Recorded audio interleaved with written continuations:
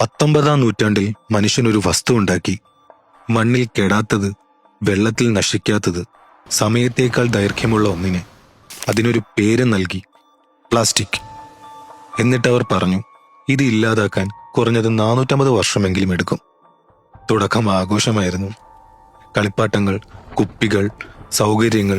പക്ഷേ നമ്മൾ അറിയാതെ പോയി ഇത് ചിരിച്ചുകൊണ്ട് ഒഴുകുന്ന വിഷമാണെന്ന്. നീ ചിന്തിച്ചിട്ടുണ്ടോ നിന്റെ ബാല്യകാല കളിപ്പാട്ടങ്ങൾ ഇന്ന് നിലനിൽക്കുന്നുണ്ടെന്ന്? അത് ചിലപ്പോ കടലിലങ്ങ് ഒഴുകിക്കൊണ്ടിരിക്കാം. അതുമല്ലെങ്കിൽ ഒരു മീനിന്റെ വയറ്റിൽ കുടുങ്ങിക്കിടക്കാം. നിന്റെ മുത്തച്ഛൻ ഉപയോഗിച്ച ബ്രഷ് ഇന്നും ജീവനോടെ കാടുകളിൽ, മണലിൽ, അതുമല്ലെങ്കിൽ ശവങ്ങളുടെ ഇടയിൽ. പ്രതിവർഷം നാം 400 മില്യൺ ടൺ പ്ലാസ്റ്റിക് നിർമ്മിക്കുന്നു. അതിൽ 80% നാം ഉപേക്ഷിക്കുകയാണ്.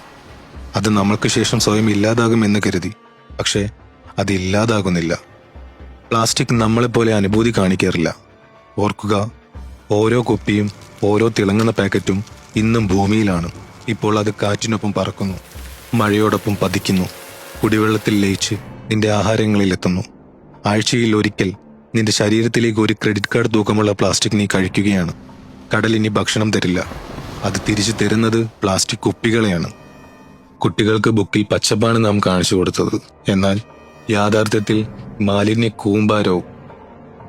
നാം മരിക്കുമ്പോൾ നമ്മുടെ അസ്ഥികൾ പൊടിയും. പക്ഷേ നാം വിട്ടുപോയ പ്ലാസ്റ്റിക് അത് തുടരും. നാം ഇല്ലാതാകും. പക്ഷെ പ്ലാസ്റ്റിക് അത് നിലനിൽക്കും കാലാകാലം.